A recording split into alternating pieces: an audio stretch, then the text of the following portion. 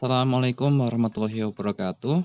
Semoga Anda bersama keluarga selalu sehat dan selalu dikabulkan doa-doanya oleh Tuhan Yang Maha Esa, Allah Subhanahu wa Ta'ala.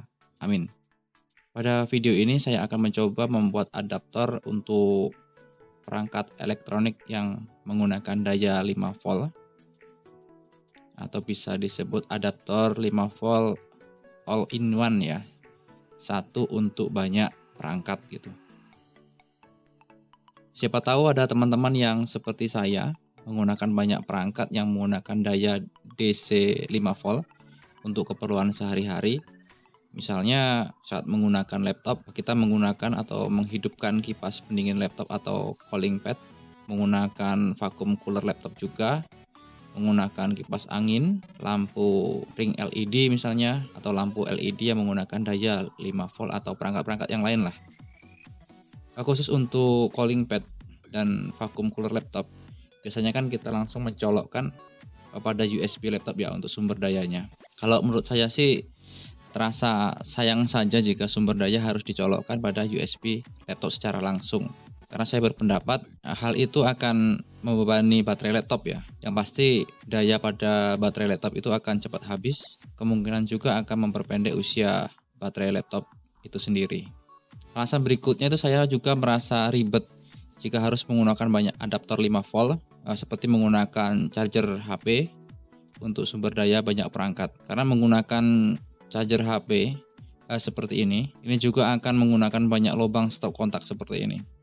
Jadi stop kontak itu terlihat berantakan ya, tidak terlihat rapi gitu. Jadi untuk mengatasi permasalahan itu saya akan membuat adaptor menggunakan switching atau power supply seperti ini. Ini saya menggunakan power supply 5 volt 20 ampere. Kalau untuk ampernya ini ukurannya lebih besar akan lebih bagus ya. Bisa pakai 20 ampere atau lebih.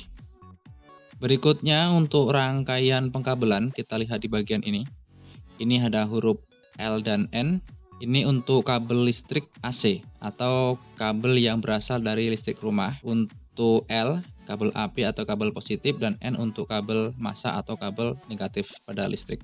Berikutnya yang ini untuk ground. Ini saya berikan tanda garis menggunakan spidol ini sebagai pembatas untuk membedakan saja pada baut-bautnya ini nanti, supaya tidak salah memasang atau mempermudah proses pemasangan. Berikutnya ini ada tulisan V-min. Ini untuk kabel output negatif dari power supply. Ada dua tempat atau dua baut yang bisa digunakan. Berikutnya ini V+, ini untuk kabel DC output dari power supply positif atau kabel apinya. Berikutnya yang ini untuk adjust, fungsinya untuk menurunkan atau menaikkan voltase pada power supply. Adjuster ini bisa diputar untuk menurunkan atau menaikkan voltase. Berikutnya siapkan kabel dan colokan untuk jalur listrik AC seperti ini. Berikutnya voltmeter DC, berikutnya dua kabel untuk output dari power supply-nya. Berikutnya ini saya siapkan port USB. Port USB ini bekas. Ini nanti fungsinya sebagai konektor ya ke beberapa perangkat yang menggunakan daya 5 volt. Langkah berikutnya kita sambungkan kabel listrik AC-nya dulu. Pasang kabelnya ini terbalik juga tidak jadi masalah. Masukkan ke dalam baut ini dan kencangkan bautnya.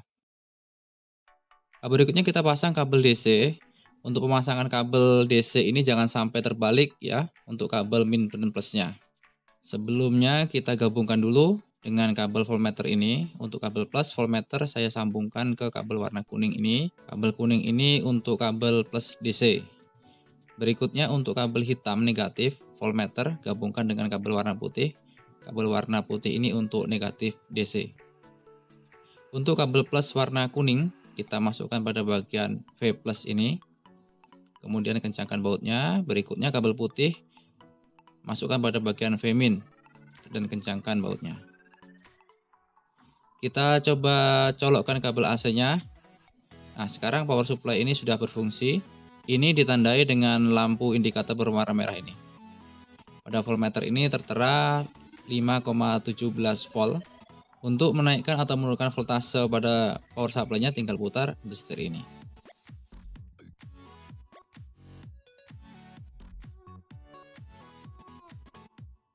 Berikutnya kita buka port USB ini.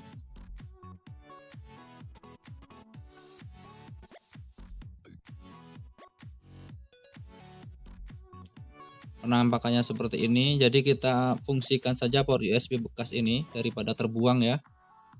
Untuk menyambungkan kabel DC positif dan negatif yang berasal dari power supply itu bisa langsung disambungkan ke kaki-kaki port USB ini. Tapi untuk lebih simpelnya, sambungkan saja kabel DC-nya ke sini. Nah, ini ada keterangannya ya. Ini untuk 5 volt, berarti ini untuk kabel positif. Untuk kabel negatifnya nanti kita sambungkan di sini. Untuk kabel data min dan data plus ini tidak digunakan. Kita lepas saja, kita buang dulu semua kabelnya ini. Berikutnya solderkan atau sambungkan kabel positif warna kuning ke lubang PCB yang ada keterangannya 5 volt ini. Berikutnya solderkan kabel negatif warna putih ke lubang ini. Jika sudah tersambung semua, kita coba dulu.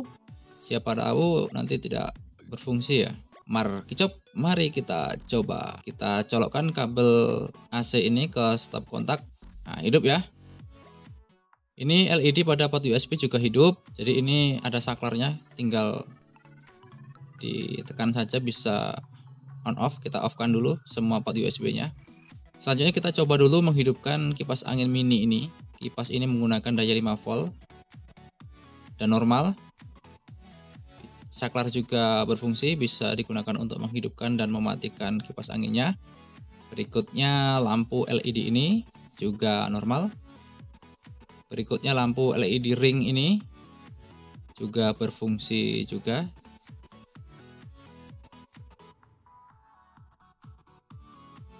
Semuanya berfungsi. Selanjutnya kita pasang dulu cover port USB-nya ini supaya terlihat lebih rapi. Kita coba sekali lagi.